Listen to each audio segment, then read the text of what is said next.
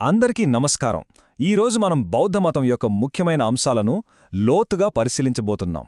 దీనిలోని కీలకమైన విషయాలను చాలా సులభంగా అర్థమయ్యేలా స్పష్టమైన వాస్తవాలతో తెలుసుకుందాం.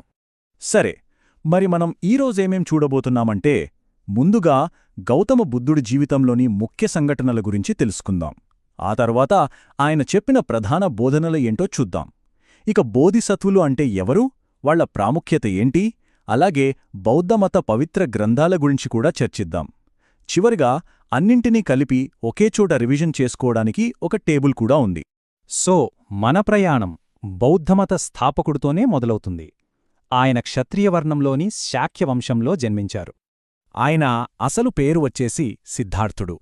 శాక్య వంశంలో పుట్టడం వల్ల ఆయన్ను శాక్యముని అని కూడా పిలుస్తారు.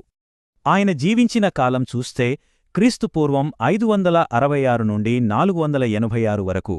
బుద్ధుడి జీవితంలో 5 చాలా ముఖ్యమైన ఘట్టాలున్నాయండి.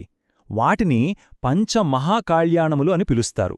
ప్రతి సంఘటనకు ఒక ప్రత్యేక స్థలం, ఒక గుర్తు ఉన్నాయి. ఇవి గుర్తుపెట్టుకోవడం చాలా ముఖ్యం.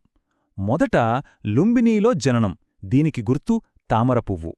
తర్వాత 29వ ఏట రాజ్యాన్ని, కుటుంబాన్ని వదిలి వెళ్ళిపోవడం, దీనినే మహాభినిష్క్రమణ అంటారు. దీనికి గుర్తు గుర్రం.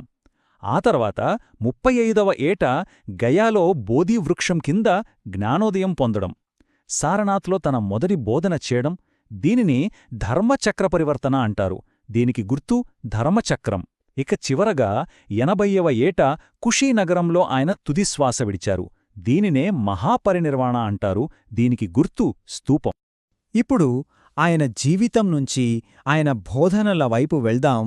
అసలు బౌద్ధమతానికి పునాది ఏంటో చూద్దాం. బౌద్ధమతానికి ఆయువుపట్టులాంటివి ఈ 4 ఆర్యసత్యాలు.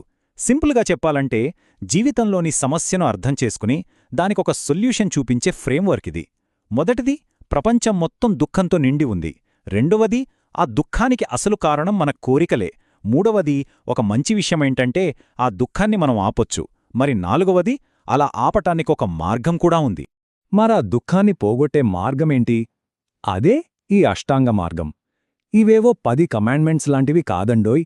ఇది మన ఆలోచన, మాట, పని ఇలా అన్నింటినీ సరైన దారిలో పెట్టే ఒక కంప్లీట్ లైఫ్ స్టైల్. సరైన దృష్టితో మొదలుపెట్టి సరైన ధ్యానంతో ముగుస్తుంది. ఇప్పుడు మరో ఇంట్రెస్టింగ్ కాన్సెప్ట్ చూద్దాం. ప్రత్యుత్ససముప్పద. ఇది వినడానికి కొంచెం కష్టంగా ఉన్నా దీని అర్థం చాలా సింపుల్. ప్రతి పనికి ఒక కారణముంటుంది, దానికొక ఫలితముంటుంది. అంటే కారణం లేకుండా ఏదీ జరగదు. మనం సైన్స్లో చదువుకునే కాజ్ అండ్ ఎఫెక్ట్ లాంటిదన్నమాట. ఇదంతా దేనికి దారితీస్తుందంటే, బుద్ధుడు బోధించిన మధ్యమార్గంకి. అంటే మరీ విపరీతమైన భోగాల్లో మునిగిపోవద్దు, అలా అని శరీరాన్ని శుష్కింపజేసే కఠినమైన తపస్సు వద్దు.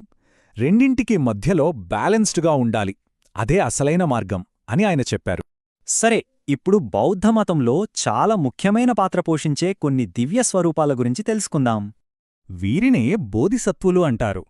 వీళ్ల ప్రత్యేకతేంటంటే, వీళ్లు జ్ఞానోదయం పొందినా కూడా మోక్షంలోకి వెళ్ళిపోకుండా మనలాంటి వాళ్లకి సహాయం చేయడానికే ఈ లోకంలో ఉండిపోతారట.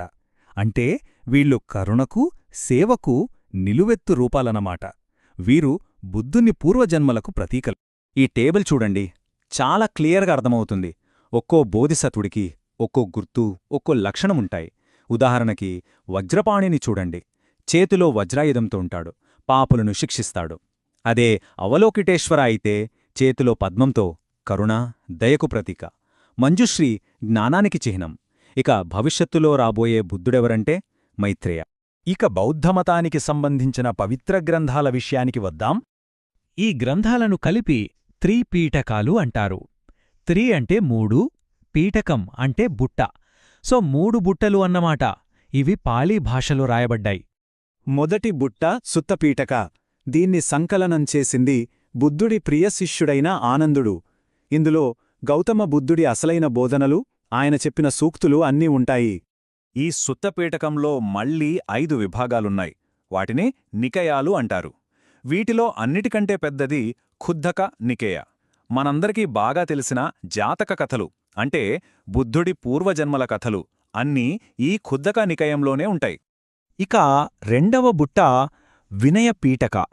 దీన్ని ఉపాలి అనే శిష్యుడు రాశాడు.